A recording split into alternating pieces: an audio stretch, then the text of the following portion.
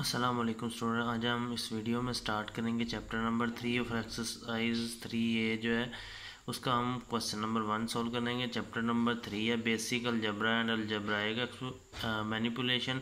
इसमें हम बेसिक जो है अलजबरा पढ़ेंगे और डिफरेंट जो है एक्सप्रेशन, यानी कि ये क्लास 6 में हम लीनियर जो होते हैं अलजब्राइक एक्सप्रेशन उसके बारे में पढ़ेंगे। उस पर डिफरेंट जो ऑपरेशन अप्लाई करेंगे, उनकी फैक्टराइजेशन, उनकी एक्सपेंशन वगैरह इस तरह के क्वेश्चन हम सोल्व करेंगे। फिर वर्ड प्रॉब्लम होगी तो वहाँ से हम जो है अलजब्राइक एक्सप्रेशन भी बनाएंगे। तो सबसे पहले इसका थोड़ा सा इंट्रोडक्शन कर लेते हैं, उसके बाद फिर हम सोल्व करेंगे एक्सरसाइज 3 का क्वेश्चन नंबर 1। तो सबसे पहले आपको पता होना चाहिए कि अलजब्राइक एक्सप्रेशन क्या होता है, अलजब्राइक टर्म क्या होती है, कोफिशिएंट क्या होता है उसका।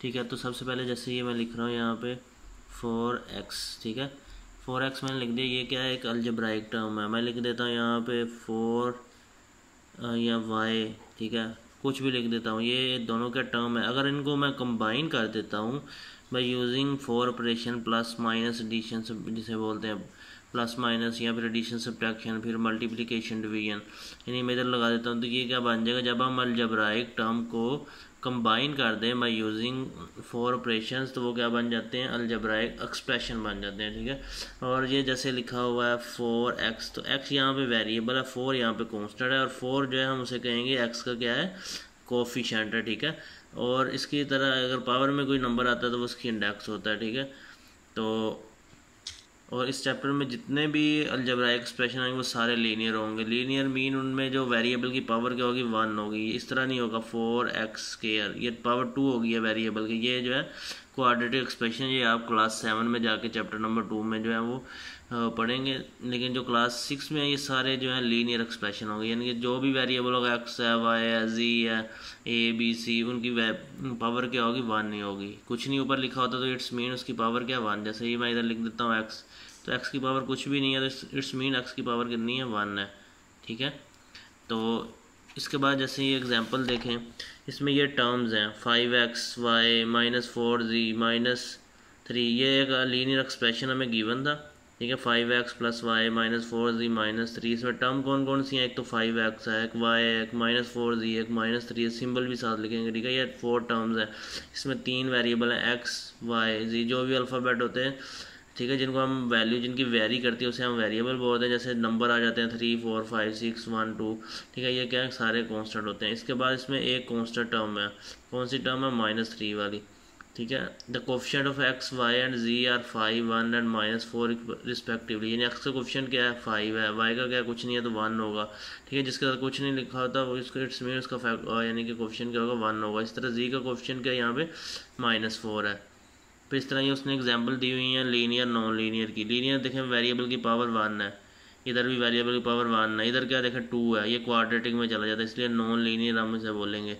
इसी तरह ये देखें x⁻3 या क्यूबिक पोलिनोमियल है, ये या क्यूबिक कह सकते हैं अब एक्सप्रेशन है, तो ये भी नॉन लीनियर होगा। लीनियर कौन सा होगा, जिसमें वेरिएबल की पावर जस्ट 1 होगी। अगर इस तरह की पावर में आ जाता है, नेगेटिव पावर में आ जाता है, वो भी यानी कि x/y + √z, z की पावर कितनी है, 1/2 है, 1 से छोटी है, तो इसलिए ये कौन से होंगे, नॉन लीनियर एक्सप्रेशन होंगे। यानी कि इंडेक्स पावर क्या होगी, इंडेक्स जिसे बोलते हैं, पावर को क्या बोलते हैं, इंडेक्स भी बोलते हैं। ठीक है, तो वो 1 होगी जिस वेरिएबल की, और वो जिस एक्सप्रेशन में वो इन्वॉल्व हो रहा होगा वो सारा एक्सप्रेशन क्या होगा, लीनियर एक्सप्रेशन होगा। यानी कि हर वो एक्सप्रेशन जिसमें वेरिएबल की जितने भी वेरिएबल, जैसे ये 5x + y -4z -3, इनमें जितने भी 3 वेरिएबल हैं, तीनों की क्या है, पावर क्या 1 है, तो ये कौन सा एक्सप्रेशन होगा, लीनियर एक्सप्रेशन होगा।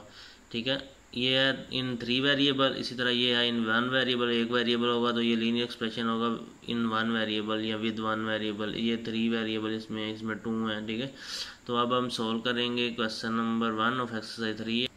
क्वेश्चन नंबर 1 है, right down an algebraic expression for each of the following statement. ये स्टेटमेंट हमारे पास गिवन है, इसके हमने अलजेब्राइक एक्सप्रेशन लिखना है। जैसे ये मैंने 1 का लिखा हुआ है, ठीक है, तो सबसे पहले इसे रीड करके अंडरस्टैंड करेंगे क्या, add 5y to the product of A B. First of all product of A B, यानी ए को बी से मल्टीप्लाई करेंगे तो आ जाएगा ए बी। इसमें यानी कि हमने क्या ऐड कर देना, 5y, यानी ए बी + 5y, तो ये फर्स्ट पार्ट का आंसर आ गया। अब सेकंड में subtract 3 from the cube of f। Cube of f क्या होता है, f⁻3, उसमें से कितना सब्ट्रैक्ट कर देना आपने, 3, तो -3 आ गया। इस तरह आ गया मल्टीप्लाई k/6 क्यू, k को आपने मल्टीप्लाई कर देना है 6Q से तो आ जाएगा, नंबर जो पहले चला जाता है और बाकी जो वेरिएबल है वो बाद में, 6KQ, ठीक है। अब जो है देखें डी पार्ट जो है वो है डिवाइड 2W/3XY, यानी 2W को हम 3X और Y पे जो है डिवाइड कर देंगे। इस तरह है subtract 4 time of positive square root. Positive square root of G क्या होगा, ये स्क्वायर रूट ऑफ जी होगा, 4 टाइम कह रहा है तो 4 टाइम ऑफ जी हो गया, ठीक है। From thrice of x, thrice of x mean 3 time of x, यानी 3 से मल्टीप्लाई करेंगे। जो आपने 5 में भी thrice of x, twice of x इस तरह की टर्म पढ़ी थी। तो यानी हमने करना क्या है, ये दो देख तो है 4 time of square root of G, दूसरा क्या है थ्राइस ऑफ एक्स। हमने क्या करना है सब्ट्रैक्ट कर देना 4 time of positive square root from, यानी कि 3x में से, जिसमें से सब्ट्रैक्ट करना है 3x में से थ्राइस ऑफ एक्स, क्या सब्ट्रैक्ट करना है 4g, 4 time of square root of z, ठीक है। तो ये ई पार्ट भी हो गया। इसके बाद है इसका F part, twice of variable P, twice of variable P mean आ जाएगा 2p, ठीक है, divided by product of 5 and q, 5 and q की प्रोडक्ट क्या आएगी 5q आ जाएगी, ठीक है। तो क्या आ जाएगा 2p डिवाइडेड बाय किससे कर देंगे हम 5q से।